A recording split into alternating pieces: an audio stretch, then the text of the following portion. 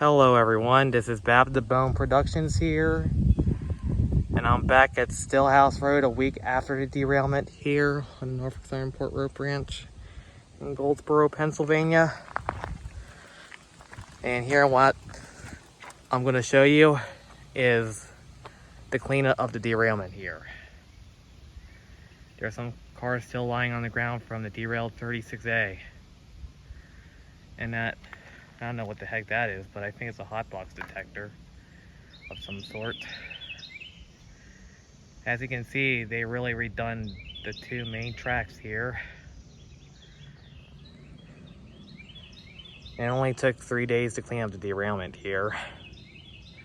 There's a boxcar right there, an excavator.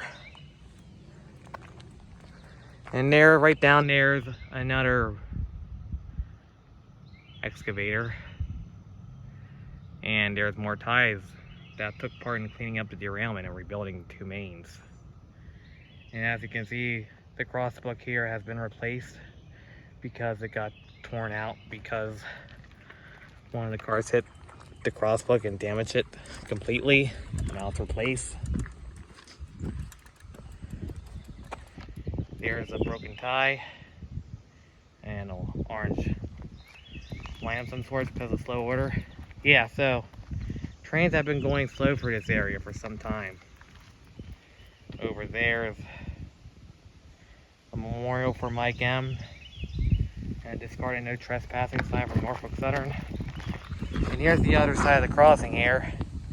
Like you can plainly see, the crosswalk here has been replaced with a newer one.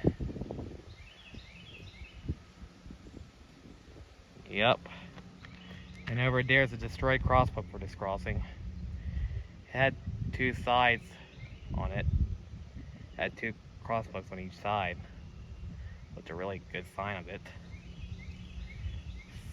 And so there you have it.